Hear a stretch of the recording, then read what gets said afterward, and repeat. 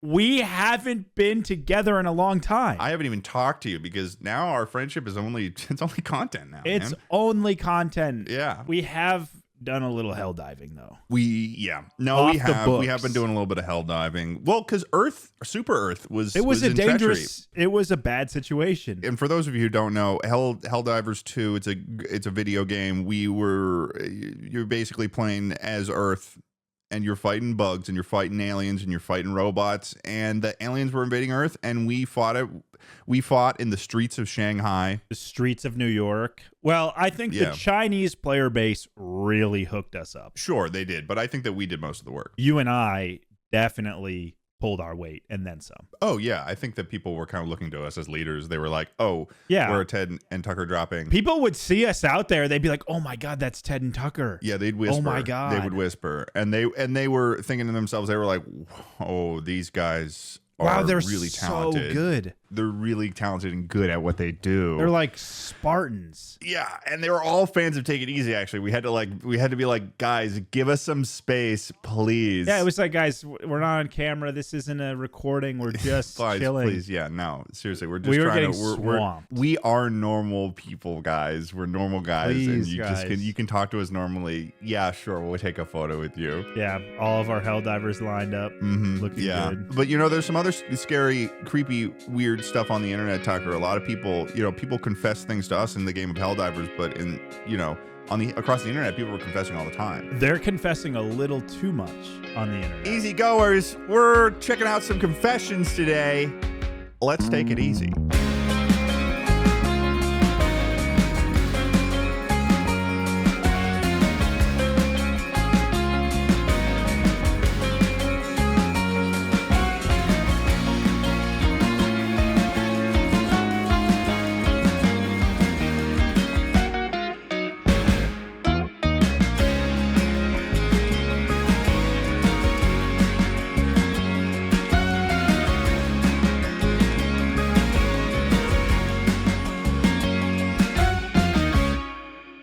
Welcome, everybody, to Take It Easy, the #1 podcast on this side of the globe. Well, thanks to Cutie, it's #1 now. Yeah, we had a great episode. Great episode with Cutie. Great. Yeah, very uncomfortable guest.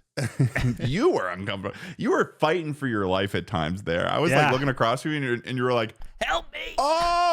Help! She's intense. Help. Cutie's a little intense. Tucker has a lot of trouble with a strong woman. He's put a lot of work in as a Marine to beat his wife into submission, and now when he interacts with other women out in the world, he's just like, wait, why aren't you serving me? Do I need to rebuke this, or do we all know that Ted's bullshitting? Oh, I think that the people will make their own choice on the subject. The people will make their own choice, and we will see. We'll see whose side you're fighting for. Yeah. Vote now on your screen. Text this number. All I know is that women love me. That famous words said by... Flat out. Name a woman that we both know and she likes me. Why not? Bingo. You're fighting to find one that doesn't, but you can't do it. You said that name a woman that we both know that likes you, and I'm actually kind of struggling. What? Struggling? Yeah, it's what like... What do you mean? My brain's hurting. It's like I'm trying to think of it. I'm like, okay, name one. I can't name one. Name one we both know that doesn't like me. My mom. Your mom hates loves you, dude. me. My mom hates you. It's like you show up and she's like, oh, you're bringing Tucker over? Oh, I don't know about that one, Ted. I don't know about that one. Maybe. Well, I actually have to go meet up with Michelle at some point. So maybe I won't be around when Tucker's here. Whatever, dude. Tough. The people know. Most of my chatters on Twitch, women, and they love me. Most of my sisters are women. They love me. Any girl I've ever texted has liked me. Okay. I got every base covered right now. Okay. What do you got? Well, what do I got? That's a new t-shirt. I've got what? You got a new t-shirt on. This? No, I just haven't worn it in a while. Oh, it looks very good on you. Thanks, dude. I feel good in it. Here's another update to the world. Okay. Mustache is back. Okay. It came back fast too.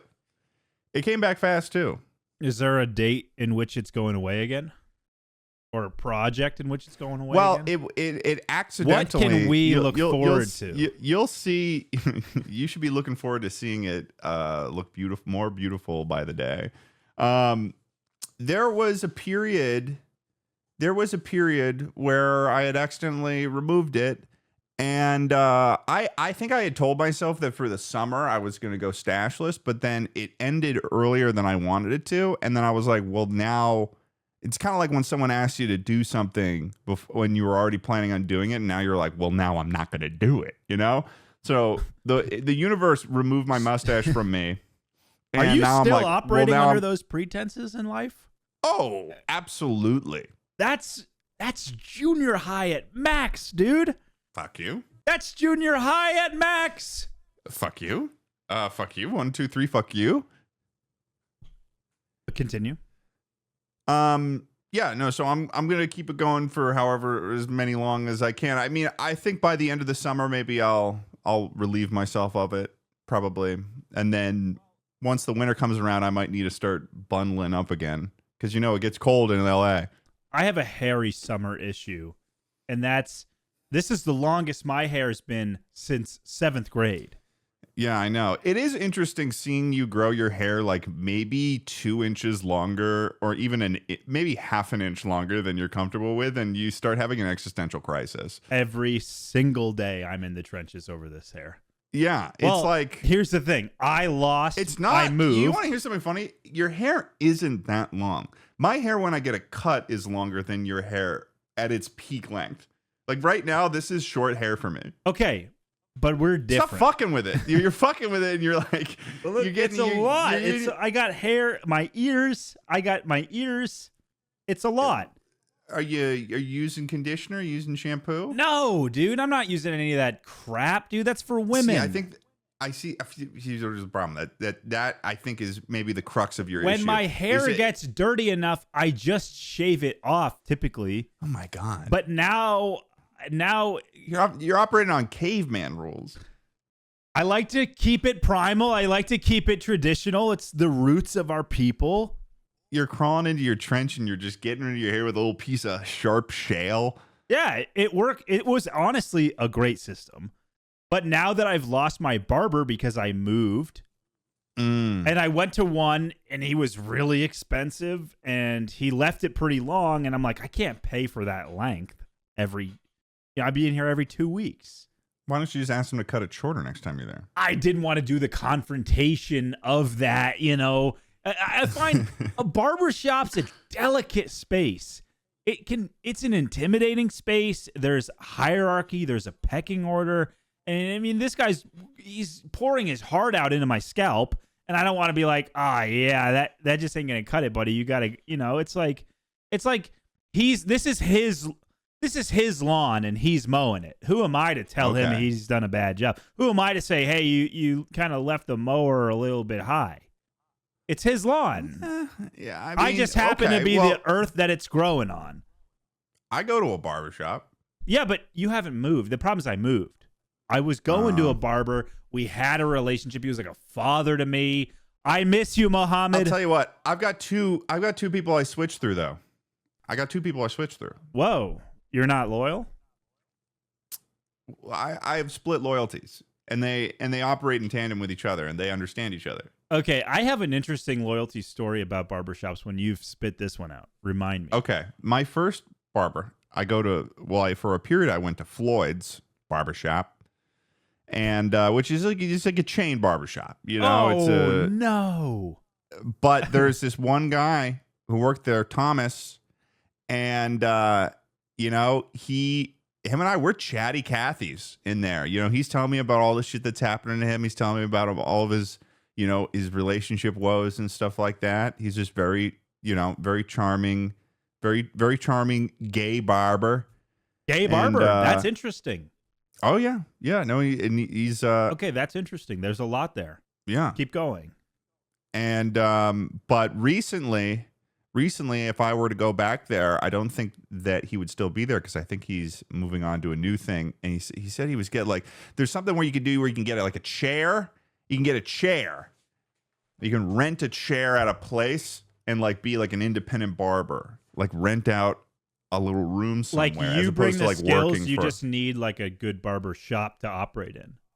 Yeah, so they're doing Okay. something like that, but I don't know specifically where they went, and so I'm gonna need to like call the store, be like, hey, you got this person's number. I'm gonna have to call them or text them and be like, hey, where are you at? Why don't you just go to your other guy? Because they're gone now. I think they're already gone. Wow, so They you got said a they were high living- turnover situation going on in LA.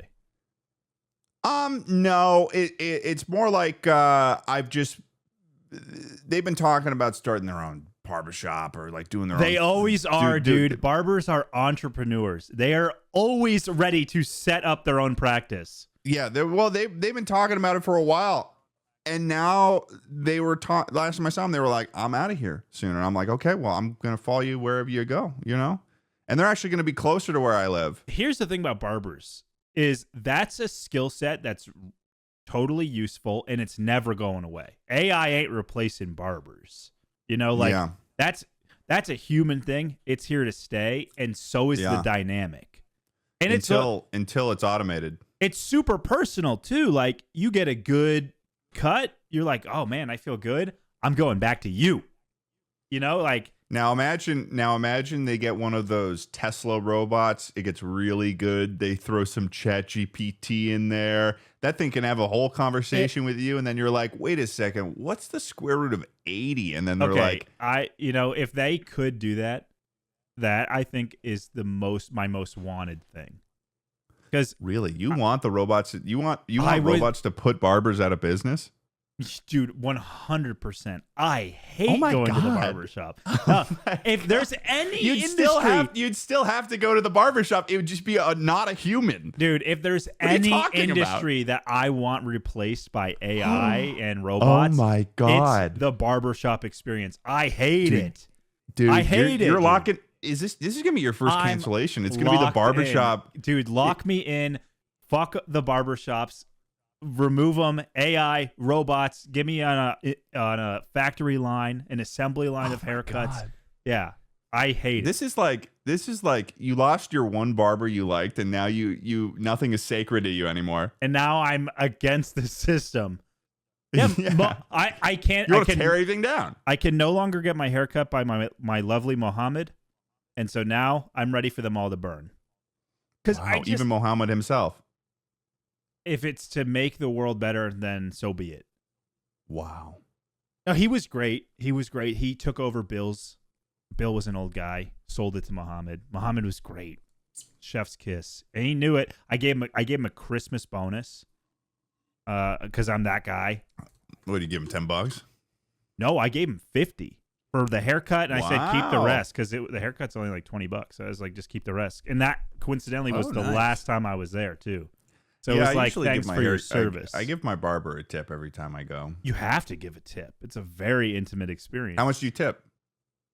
Well, my last cut, I only gave him $6 because it was $40. I hadn't anticipated it was going to be that much, so I just gave him the rest of the money in my wallet. Yeah, I usually tip $10 each time. Yeah, it was a weird exchange because I didn't anticipate a fade being $40. And it took him like 40 minutes. That's fucked up. I'll tell you who the other person is though that I get my haircut for is Sam Sandwich. Sam Sandwich? Sandwich. Sam Sandwich or just Sandwich? Sam. And then her username is Sandwich. Okay. Oh, this is a girl? Streamer. Yeah, you saw her at the party that we went to when you were in LA. Right. Well, I met a lot of people, so usually if I meet more than one person, I don't remember any of them. Oh, okay. Well, she used to, before she became a streamer, she used to be a manager at a hair salon. Oh, yeah, you're a kind of a salon guy.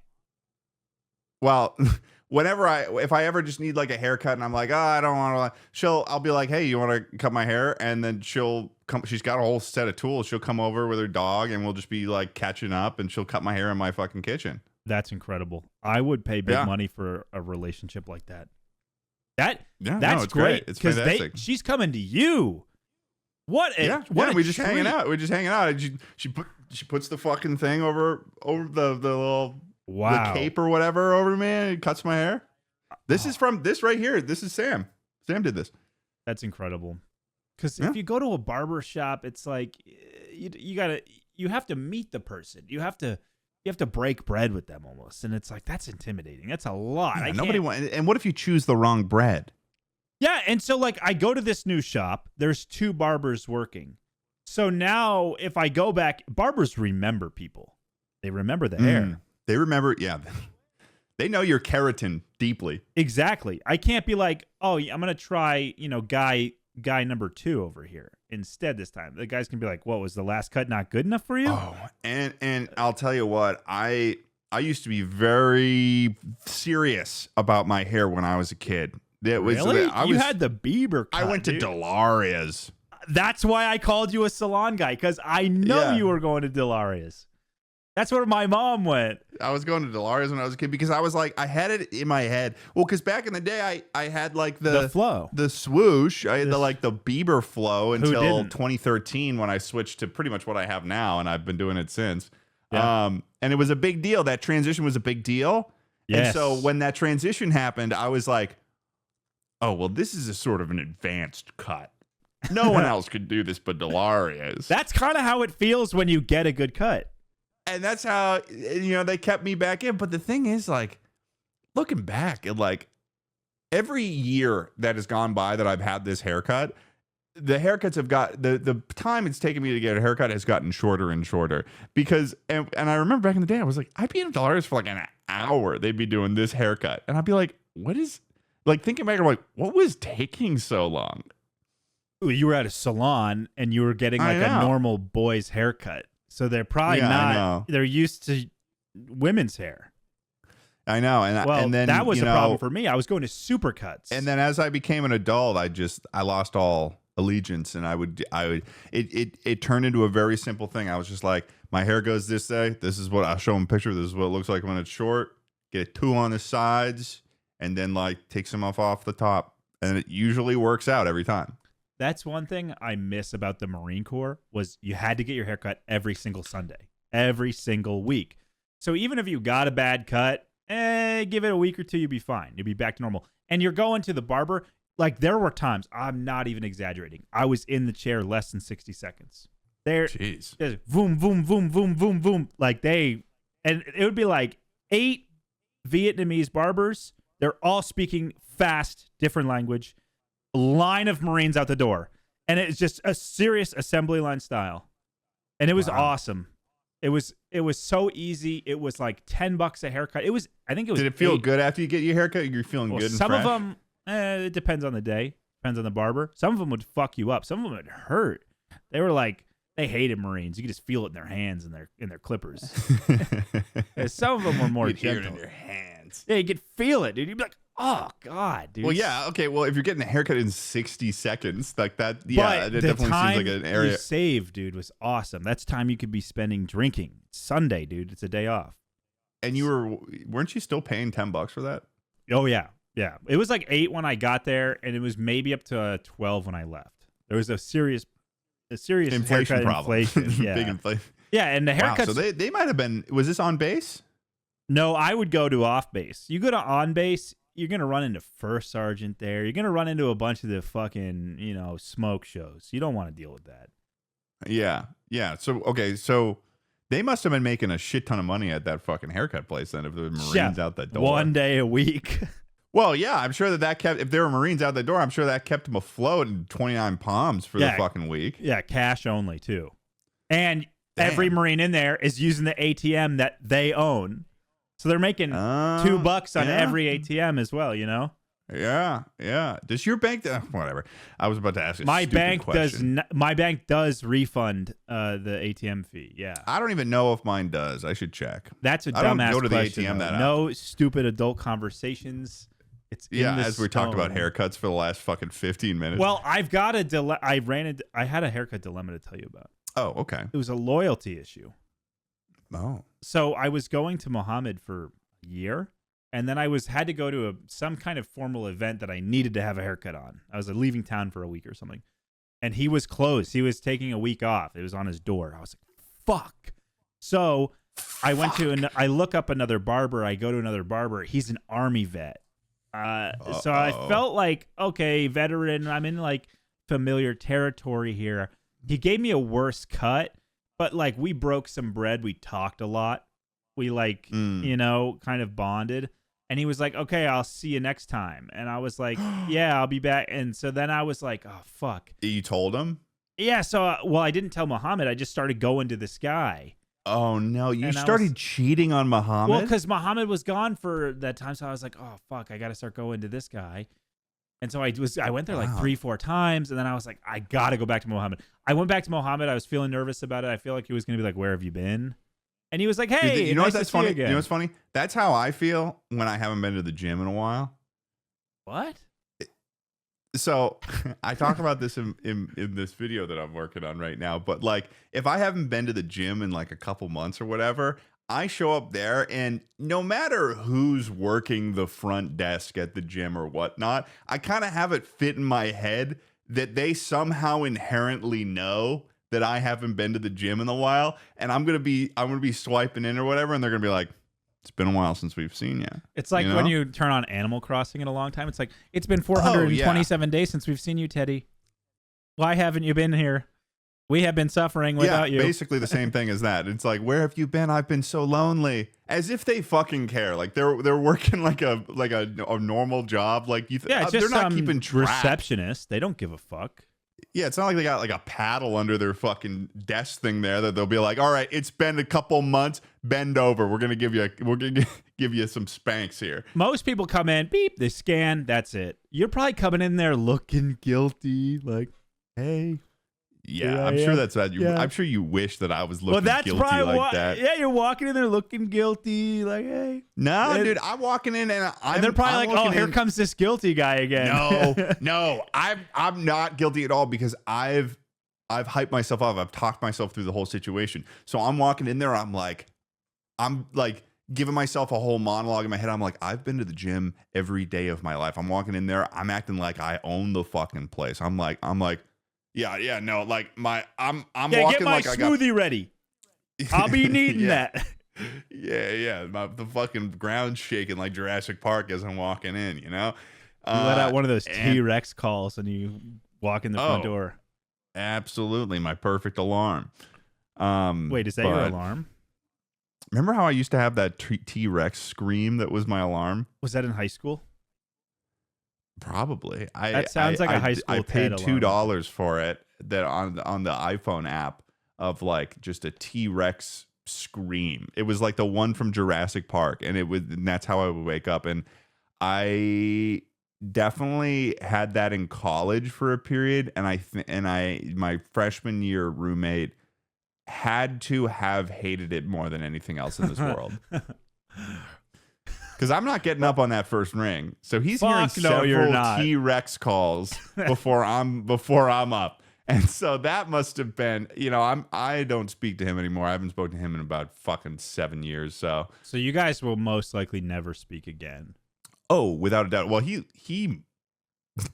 actually left Ithaca, so I'm wondering if I contributed somewhat to that. He was just like, these Ithaca people suck. They got no discipline. Yeah, they got no discipline. I remember. They're screaming. There was this one year or in my freshman year where I was trying to get better at falling asleep. And I had seen something online about like box breathing or something like that, where it's like you breathe in for 7, you hold for 4, you breathe out for 7 or whatever. And it'll like help you fall asleep or something. Have you seen anything like this in the past? No, I've never heard of box breathing. Okay. You're a real sucker for these like morning routine, night routine kind of things, huh? Well, I'm interested in them. I'm interested in somehow changing my fate. Changing your fate. That's a funny way to put that. But in college, I would do this thing where I would be like trying to go to sleep, and I was doing the breathing thing, and I must have been doing it like too loud or something, because then I hear him say to me across the room, he's like, hey, can you stop doing that? And I'm like, oh, fuck. Am I being like loud with the breath? Because I'm like, wow, dude. He probably hated you. he was sitting there just like, God, this guy's breathing annoyingly. Bundled up. You guys are sitting in the dark together. Well, we had our good moments too, though. There was a period where we would he got me into spliffs for a period, which are dangerous. Those are tobacco, marijuana, like combined. Yeah, right? Combined. And we would do this. We would roll some spliffs, and then we would walk downstairs, out like literally out right outside of the dorm, in this sort of like in between area. And we had it so worked into our head that the tobacco was overpowering the weed smell, that we were just like, because there's like these two levels. There's the parking lot up top, and then this, and for those who know Ithaca, this is West Tower.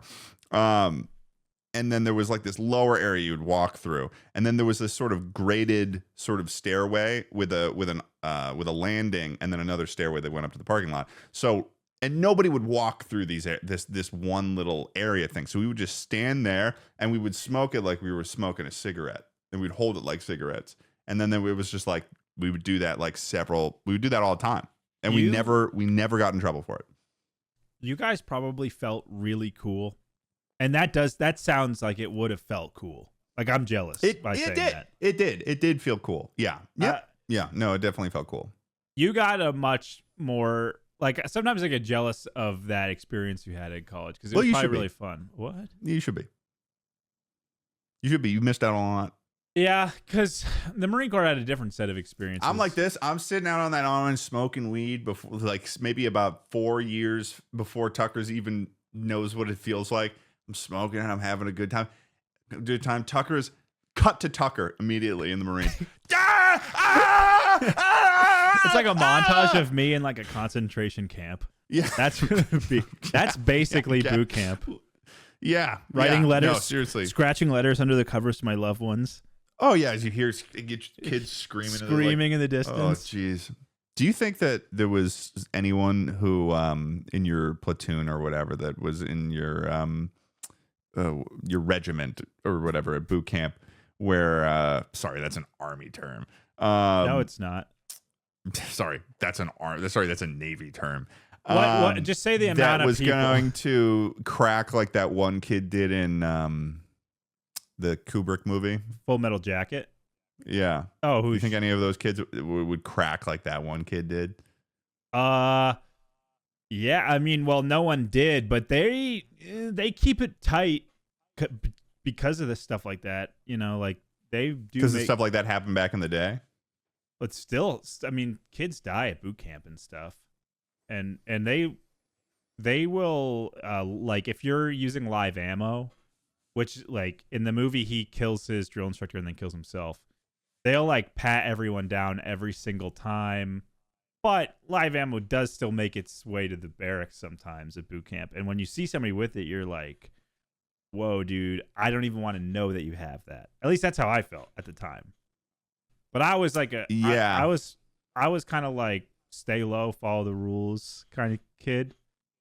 So yeah, like live ammo is one of those things. Like if you saw one get like if some kid managed to get live ammo. It's very taboo at boot camp.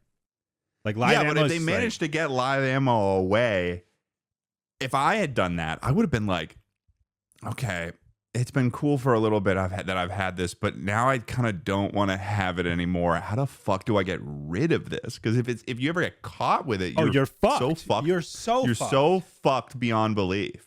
Oh yeah, that's kind of scary. You have to be a certain level of stupidity to operate doing that. You got to be a certain level of dumb. I would see a kid who had like one bullet in his pocket and he would just like press it into the dirt and like it's gone, you know, like you're never going to find that. And I've seen people just like huck up, like they come on stripper clips, like huck a stripper clip of 10 into the bushes. Just like no one saw it, dude. I'm scot-free. And then like to get it later or something? No, just like get rid of it. Gone. Like they don't want it. It's usually they accidentally came home with it. Oh, but then it's like okay. I was supposed to have checked myself so many times that it's and the dynamic is so weird with the drill instructors. You're not going to be like, "Oh, excuse me, I have live round." Like you're just not going to do that. So it's kind of just like make it disappear. Wow. So there is like a certain factor where it's like communication is very low between the I mean, I assume that was probably the case. Like if you said you do anything wrong, you're fucked. Oh yeah, you're fucked. And then if once you do something wrong enough, like you're identified. And then if they're like Right. just picking out of the crowd for people to fuck up, they know your face. So it's like you don't want your face known. You want to be there on graduation. Do you think that your face ever got known? No, like maybe for a day. But no. Oh, okay. Like you want to be, well, it depends. There's pros to being known. If you get known but you own it and you're good with it, like you could become a squad leader or something and then you get promoted at the end. If you don't already have one sitting for you. You get an immediate promotion. You could get an immediate promotion out of Yeah, you could. boot camp? The best / luckiest person, there's usually one person in the whole company, which is so like between like 400 and 700 people, will become a lance corporal out of boot camp. So the third rank. Whoa. Which honestly, I think probably fucks you harder, like merging into the fleet life. Because you kind of don't know what the fuck's going on. You have like a decent rank, but you have no idea you're just as new as a private. And so you're going to have lance corporals who have been in the Marine Corps for 3+ years who are like, who the fuck are you? Yeah. So like, that's a weird thing. But if you can become that must be a little bit nice though, because then people can't like fucking big dog you. Yeah. And if like, you're just at the PX, like you're just on base at like because the base has like, I don't know, say 30,000 Marines on it. And you're just at the store or something in uniform. You just look like you've been here a while. But if you have a PFC, which looks totally different, they'll be like, oh, you are a new guy. Right. Because you can only be a PFC for like 9 months.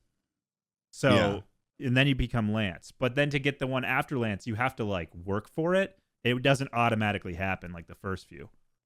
So Jeez. Lance is a very ambiguous rank, which if you know like Marine Corps lore, Lance Corporal is like the shadiest. Yeah, the terminal Lance thing. Because they could have been in the Marine Corps for years. Like during Iraq, for the normal infantrymen, like you were never going to get corporal. It was so people were Lance Corporals for like 6 years, multiple combat tours.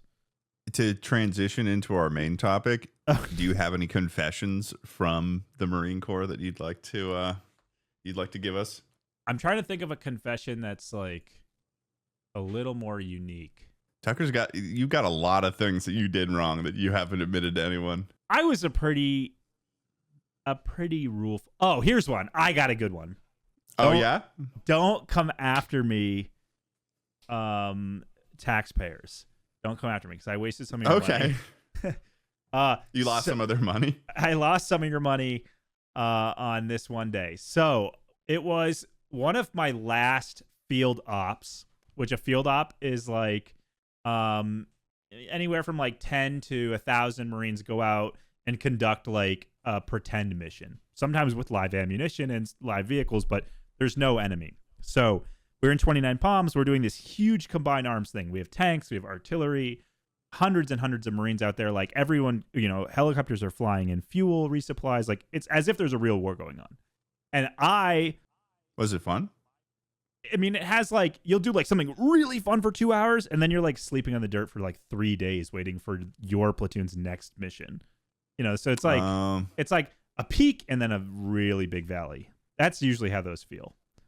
Right. So my platoon, let's just say 40 people. I'm the UAV operator. So at the platoon level, there's small UAVs that Marines can use. And usually like 1 or 2 guys get designated to go to the course for a couple weeks, learn how to use it and come back. And then they can fly them during missions like this. So I have like a UAV operator below me, like a PFC or something who went, but like I'm the guy because I'm a corporal at this point and I know how to do it. And we did several field ops at my last year where I was the guy, the most senior UAV guy. And we had tons of downtime and I was really chill with my lieutenant who was also chill. He had a Bronze Star. He was a staff sergeant. Like he didn't give a fuck anymore. He had been there, done that. Right. So I got a lot of flight time on these things. They're mostly autopilot, like the way you're supposed to do it. You just program the altitude, the headings, like where you want it to do. but you can fly it manually. But Yeah. you really don't. But I was like, fuck it. It's way more fun to fly this thing manually, like around us, than like 4 miles up in the sky over there. Can't even see it, just looking at the map. So I'm like flying this motherfucker around us, like buzzing the fucking Humvee, like, and the things, I don't know how much the Marine Corps is paying for these. It's got to be a fuckload.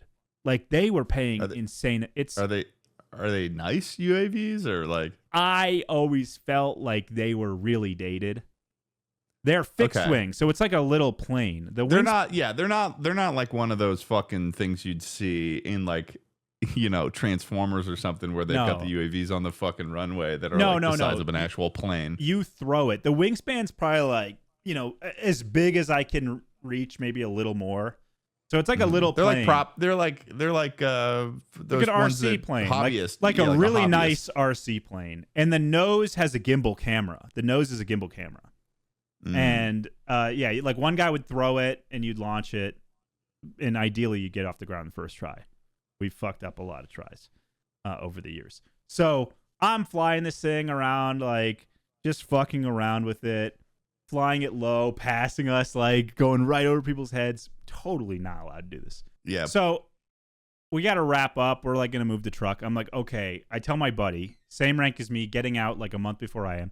I'm like, why don't you try to catch this thing?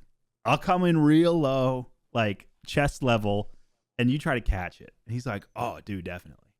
And so he gets out there. I do like a couple passes getting lower each time. It's still coming in like 40, 50 miles an hour. And how heavy are these things? I don't know. 10 or maybe 20 pounds. Okay.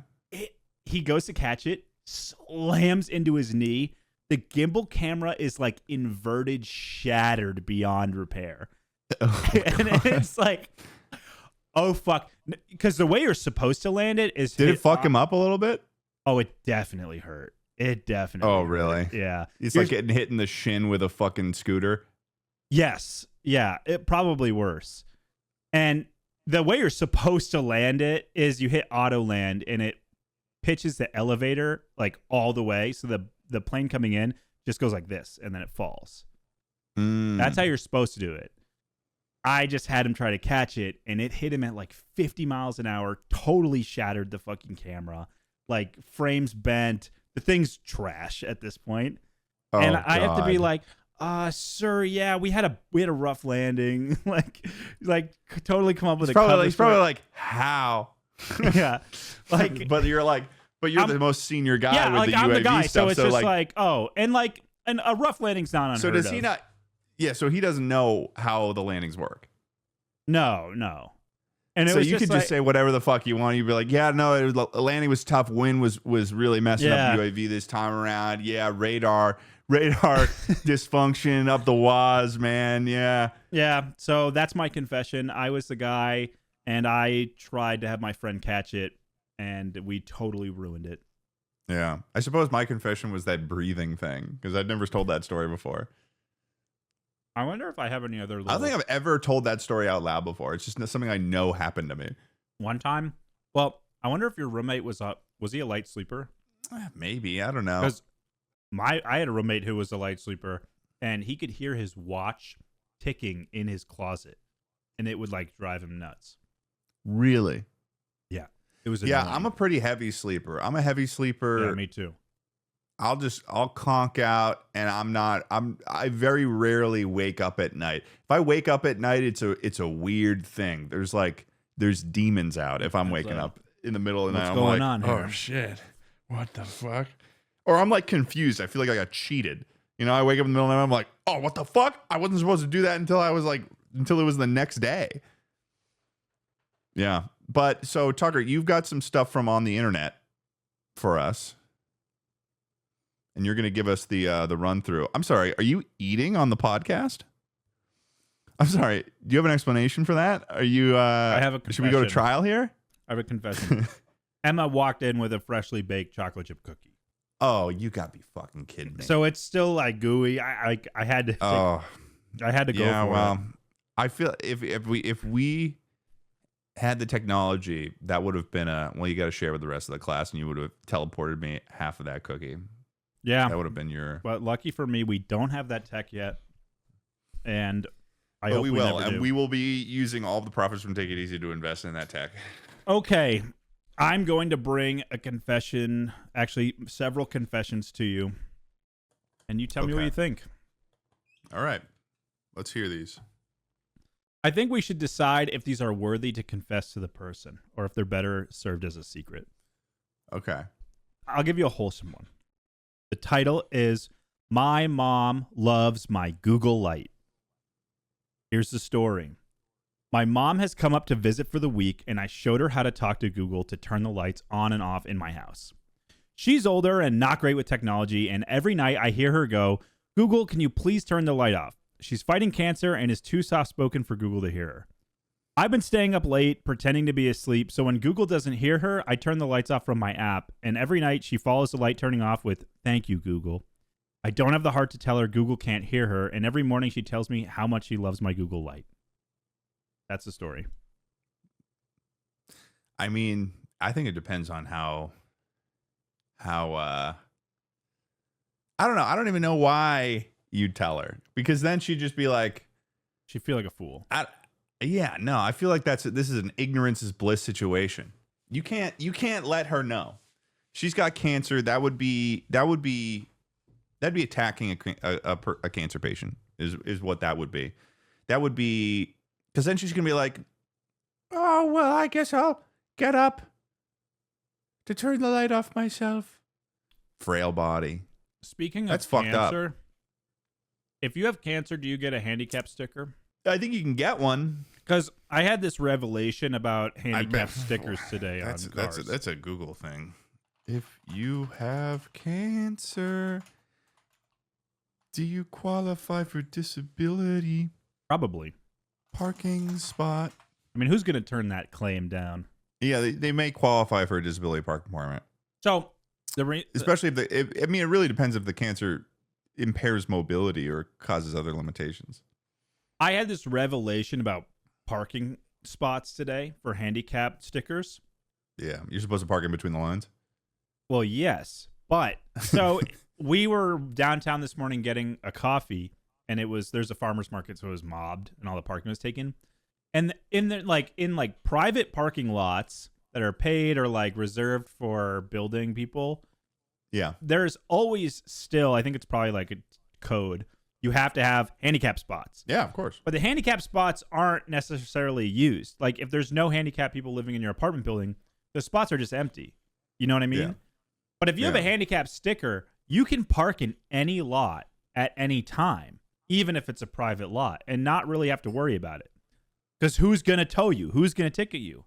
Yeah. So if you have a handicap sticker, let me know if you use your powers for evil and take the spots. Wait, like, huh? So here's the thing. So looking for parking downtown this morning, right? I'm looking for parking downtown. Church parking lot. It's like reserved for church goers, the parking, right? So it's like you could get towed, but the handicap spots are open. If you were to park there with handicap plates, you're not getting towed, even if you don't go to the church, because no one else is ever going to try to park there because there's only so many handicapped people. It's like a cheat so code. this is counting on the fact that you don't think that people would tow someone from a handicap parking spot. Yeah, why would you? Yeah, no one's going to tow a handicapped car in a handicapped spot because no one's even going to find out that they're abusing it. There's not enough people checking it. Wouldn't it be one of those things where the argument would be this handicapped person is taking the handicap spot from someone who's actually going to the church? Yeah, but the thing is the pool, that'd be handicapped on handicap crime. But just the pool of handicapped people at any given moment is way, way, way smaller than not. So like with us, okay, we're able-bodied, and so when we park somewhere, there's a lot of people also looking for those spots, and there's a lot of people who are itching to get you towed out of a spot. So things are pretty tough in town, huh? Sounds like things are pretty tough in town. Parking is tight downtown. It's got me Dude, questioning and when we went to see the Minecraft movie, that theater was buzzing, and it was the worst theatric experience I've ever had to go see a movie. And it seemed like everyone was dying to get in the theater. You can imagine my nightmare as I'm like, Ted, stay an extra day. We'll go see a movie together. There's a theater in town. We'll try it out. You take me to this rotten movie theater. I got my film school friend in town. We go to see the movie. I convince him to stay. It is the worst theater experience any of us have ever had. Yeah, I'm leaning over to Tucker. I'm like, I don't think this is probably calibrated. Tucker's like, shit. The movie theater is like this long rectangular room. It's like a backwards lecture hall, and the movie's soundtrack to dialogue is way off. The dialogue's loud. The soundtrack's like nowhere to even be heard. The lights were on when we walk in. The lights are on through all the previews. The previews started like 30 minutes late, and we showed up perfectly late to miss them. Mm-hmm. Like it was just a fiasco. Yeah, and I don't think Ted's ever gonna. You're never going to trust like a movie experience from me ever again. If we're going to that theater, I'm not going to a movie there. I'm never going to a movie there again. It was horrible. Let's call them out. No, I feel so bad. Fine. They're a small business. They're allowed to be shitty, right? Yeah, and they're going to stay small because they fucking suck. They ain't growing, dude. They're going to fucking fall apart. Yeah, I don't but for that confession, that was too wholesome. Yeah, no, don't tell her. No, tell her. Maybe it'll make her die. So here is the next one.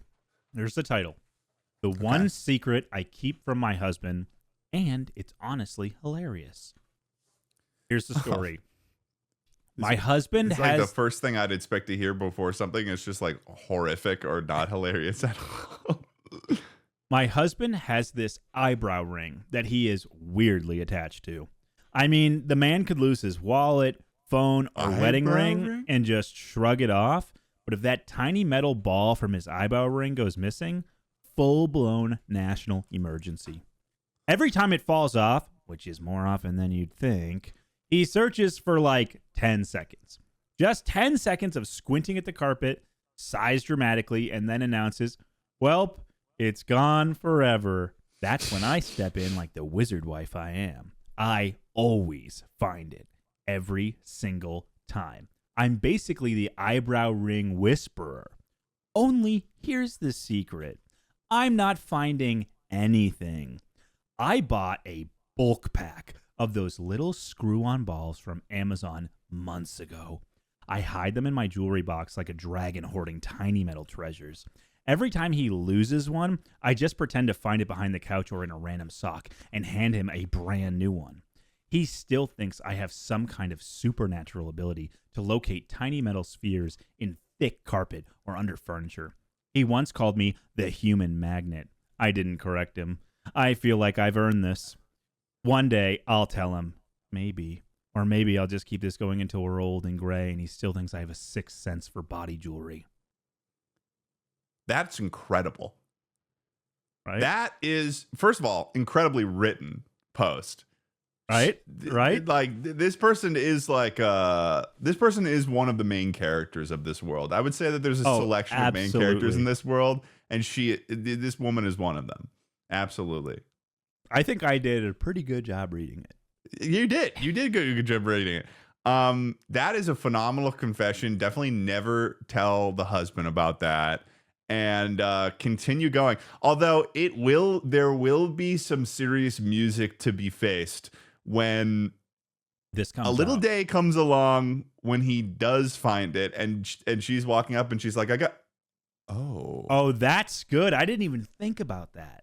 Yeah, imagine there's going to be such a volume that builds up in the carpet. Eventually, he's going to be like, wait, they're everywhere. If they're living in the same house for 5 or 10 years of this happening, Eventually, he's going to be wearing one, and he's going to find another and be like, what the hell? And his whole world's going to collapse in on himself. Yeah. That's actually worth keeping it alive for, just to watch the madness I wonder what level of betrayal he'll feel. That's a really good predicament. Because, like, as time goes by, it becomes, a bigger lie. The more times she solves his problems for him, the more times she intentionally deceives him over and over again. Yeah.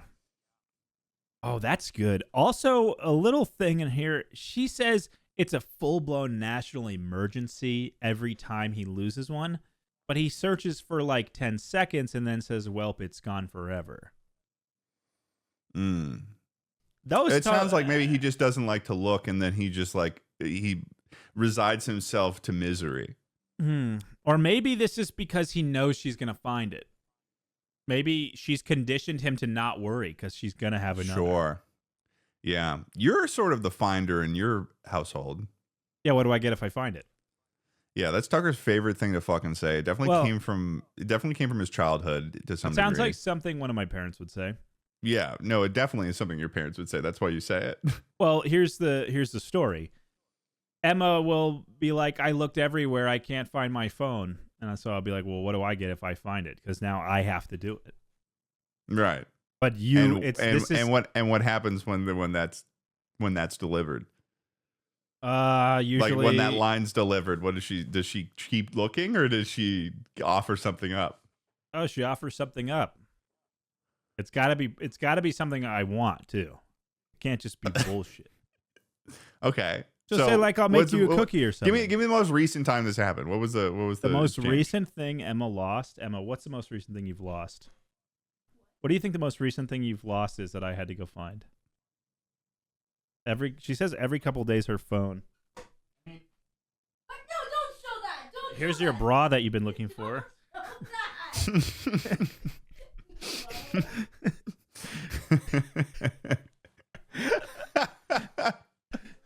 That's awesome. What do I get since I found that? Well, I think that's audio listeners love you to death. Tucker just pulled out Emma's bra from under a fucking cabinet and started screaming. She's horrified. Not showing it on camera. Well, what did you get? Emma looked really embarrassed, which honestly was worth it alone. All right. What's our next confession we've got? We've got about enough time for like one or two more. Okay, this one's kind of weird. Here's the title. I told my husband I had to travel for work. The truth is harder to explain. Okay. Here's the story. My husband and I have both worked from home for 5 years. That means 24/7 togetherness.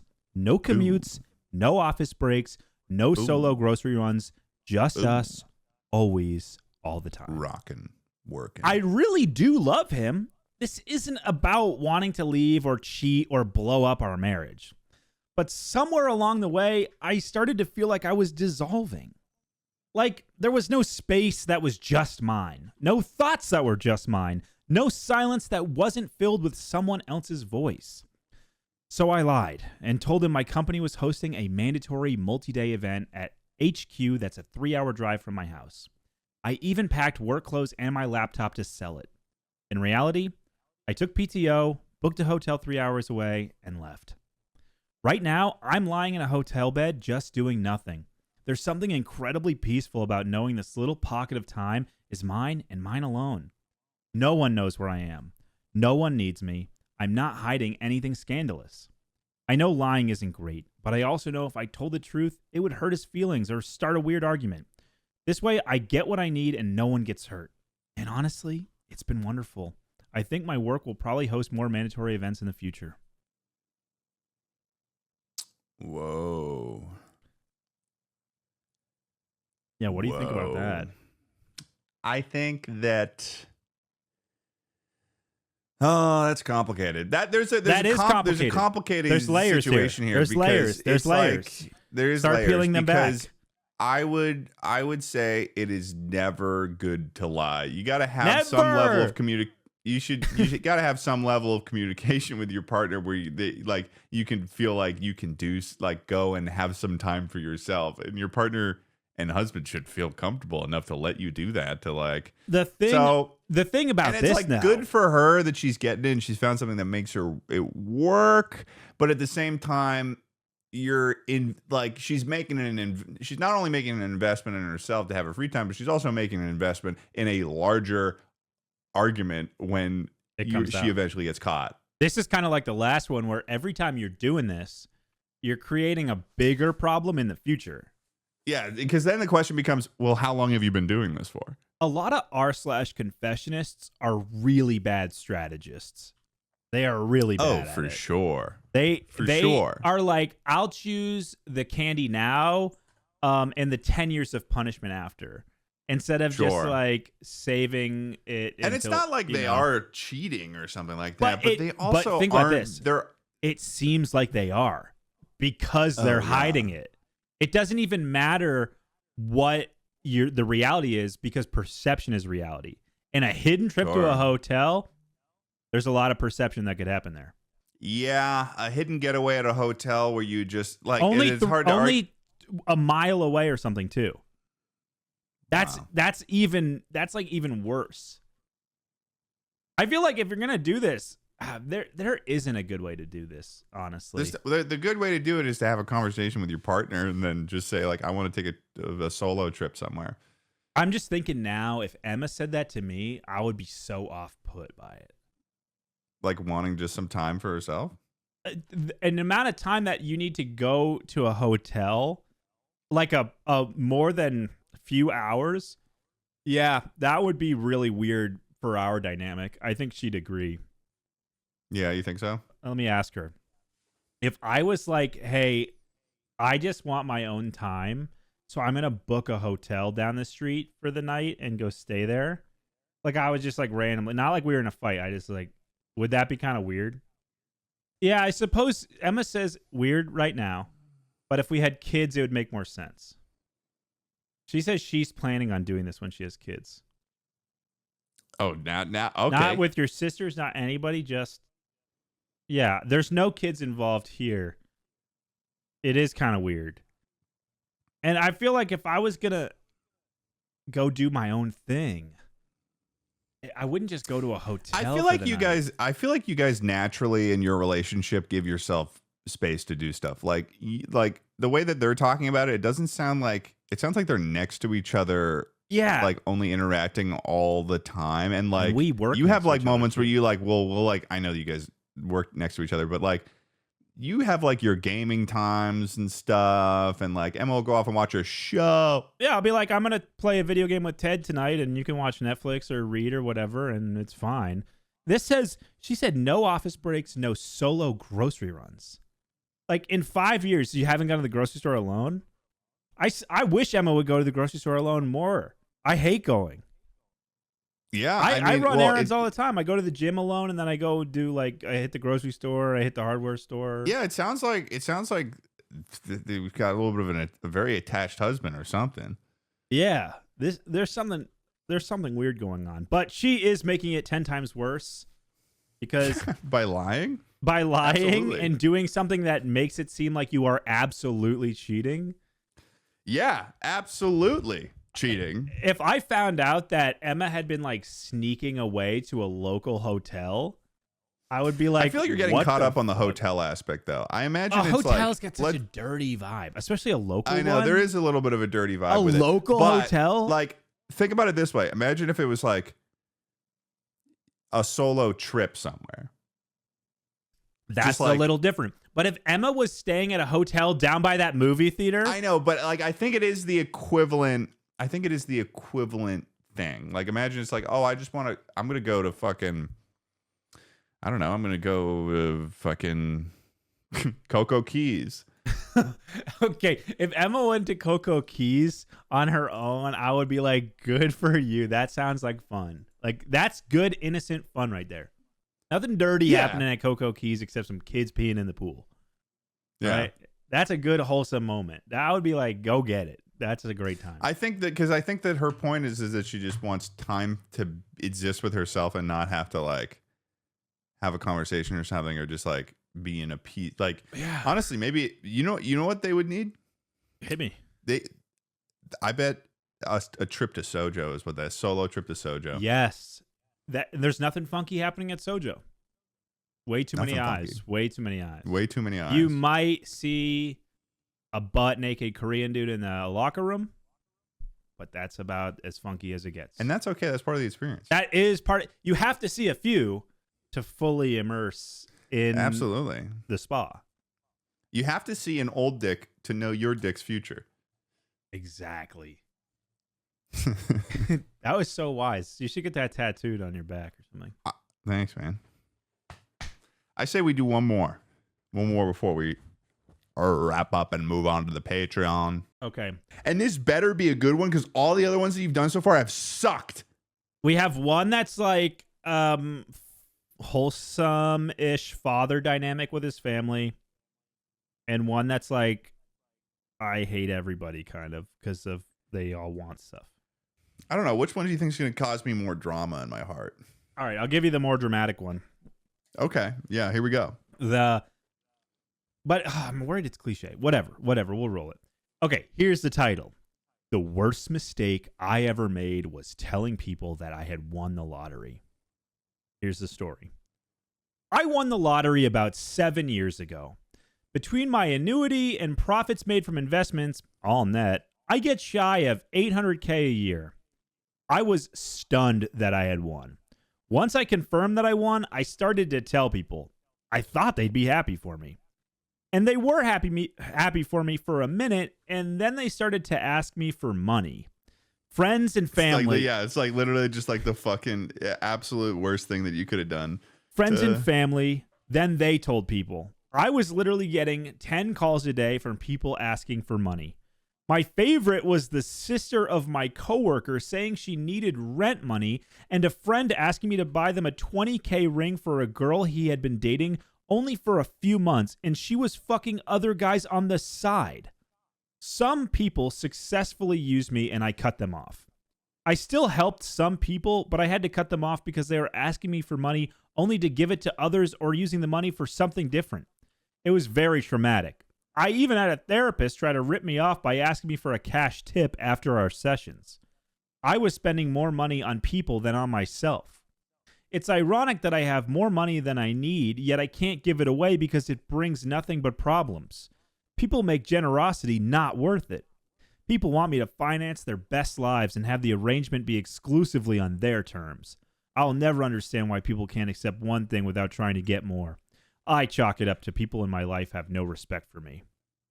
That's the story. Yeah, I mean, that's just the classic lottery problem. Yeah, that's why I said if it. If you win the lottery, you don't tell a fucking soul. Dude, I won years ago, and I've been acting like I'm dead broke ever since. Yeah, that would be such a violation. I would tell you if I won the lottery. You already have. You have 2 million subs on YouTube. That's the lottery for most people. Yeah. A lot of kids would sell their fucking left nut for that these days. Yeah.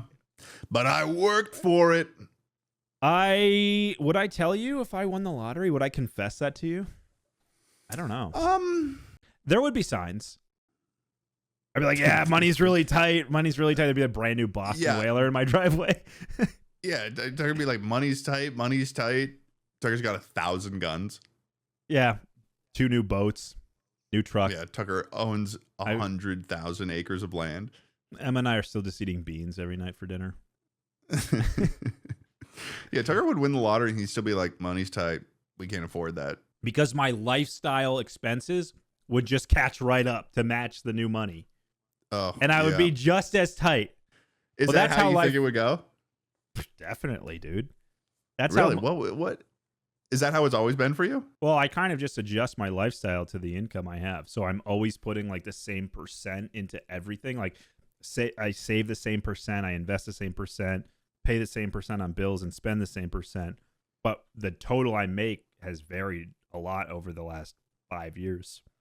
So I always keep it like the same you know, you can kind of see where my income bracket is based on how many vintage video games I bought that year. You know, this year hasn't been that many. Last year there was a little bit more. Maybe next year there'll be more. I don't know. But I always like keep it, you know. I think that if my first move, if I won the lottery, going through it in my head, is that I would just I would try to forget that it happened and just put it all in like the investment account. Yeah, I would do that, And but try to live normalcy, and then like maybe wait a year before I made any decisions on it. I would 100% buy a boat immediately. Really? Oh yeah, without a second thought. And I would hire a squire to help me. Okay. Little squire boy. Squire. Yeah, somebody to help me trailer it, put it in the water, you know, fish with me. Oh, a squire for a boat squire. Yeah, like a little sidekick guy. He'd wear like a little captain's hat, little striped shirt, Okay. kind of like what I was wearing. Just for the boat, or just in general? Well, he'd just always be on the payroll, but it would be like, it would really be helpful with the boat. But like maybe I'm like, hey, you want to help me do some weeding in my yard this weekend? Oh, so they follow you around. They live with you essentially. Yeah, they live on the boat. You know, it's like parked in my Wait, they live on the... Okay, but you live... Where you live right now, you're landlocked. So, like... Well, we trailer it, dude. Yeah, I'm not going to... I'd have the... I mean, actually, he would trailer it for me. I wouldn't even have to... You're going to have them live on a Boston whaler? Yeah, camp on That's it. Get him a little sitting in your bedroll. driveway? Yeah, get him a little bedroll. It'd be good. He would be dressed like how I was for Chuckle Dungeon. You know, like rain gear, striped shirt, pipe. And he'd have, like, really good one-liners. Okay. And we'd fish together, and like we'd get comfortable enough to where I would let him take it out on the weekend, like times when I'm like, I'm busy this week, but you can take it out. Just like make sure you bring me home some fresh fish or like crab or something. But like, yeah, I trust you. You can take it. Like we'd get to that point. He'd become like my new guy. It would be a really good relationship. My kids would love him.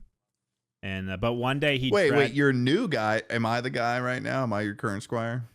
You can't. I feel like sometimes I'm your current squire. That's how you treat me sometimes. Whoa, what? I have a great relationship with this squire. Yeah. So what are you saying? What squire? What are you referencing? You pointing at your plants. Well, that's where the fantasy is. It's just this way. Oh, you're pointing at your I just was with my squire and my boat. Because him and I have a great relationship. So if you're comparing yourself to him, that's pretty good. So Tucker basically wants a boat and a funny servant. Actually, I could just hire Derek. Like, I would be like, I'd go to his wife and I'd be like, listen, I'm going to give you like $100K this year. And I'm just going to take your husband. He's going to live with me. That's not enough. It might That's be. not enough. It might be for them. No, that's not enough. Okay. Nobody's gonna take that's not even enough to live normally. Like $100K salary is like is tough on in most areas of the, well, actually not most areas of the country, but you know. Well, I would buy him from her. I'd say 300K. Then we're talking buying Derek 300K. That could work. You think Derek's worth 300K? I mean, I don't want to lowball Derek. Okay. Oh no, Derek's getting a good deal because he's coming with me. me. Well, first of all, you're the one who started at 100K, and then I suggest 300K, and you're like, oh, so you think Derek's worth 300K? You gave him a third valuation. No, hold on. It's not what Derek's worth to me. It's what Derek's worth to his wife because she's losing. Why Derek. would you think that? I'm gaining so Derek. How much do you think Derek's worth? People don't even know who the fuck Derek is. Derek's my squire. He's okay. How much do you think Derek's worth? He's priceless. That's why I want him. How much? Okay, but if you had to put a number on it, if you had to put a number on it, I think I could get him from his wife for 100K. You think you could get him his wife for 100K? Yeah, it would be like a year agreement, and we'll renegotiate in 1 year. See, I'll give you 100K for Derek this year, and we'll talk at the end of the year and renegotiate the contract. If you know, man, that's like a halfway decent starting salary in this economy. Yeah, you know, on top of, I mean, I think it'd be good. You could hire a full-time nanny because I got 2 kids. I know, but the problem is like that's like a 9-to-5 job salary, but you're talking about having him all the time. I'm not paying him 100K. I'm paying her 100K to give me Derek. They're married. oh, it's worse. That's so much worse. Derek's not going to need a salary. I'll take care of him. Well, like he'll be like in the family. Like he's not getting paid. He's my squire boy. What if Derek didn't want to do something for you? Okay, dude, I'm taking care of you for fucking free. You're going to do it. Stop giving me He's your attitude. slave, dude. You're talking about having a slave. What? I've never given Derek a recommendation or a task that he hasn't absolutely loved. He's a really good guy. And by owning him, I think it would be mutually beneficial. So you will own him. Oh, thanks for listening to the podcast. Bye, guys. And if you like this podcast, you should listen to join us on the page. Or actually, the Patreon's got a bonus episode. It's got a gaming episode. It's got Dr. Ted. Get those out, Ted. It's got Emma and I talking about Mormons. We're playing games. We're gonna do more Helldivers today. There's a lot of stuff on there. There's already 14 gaming episodes on there, guys. 14 gaming episodes. There's tens and tens of episodes. Tens and tens and tens. See you over there. All right. Take it easy, guys.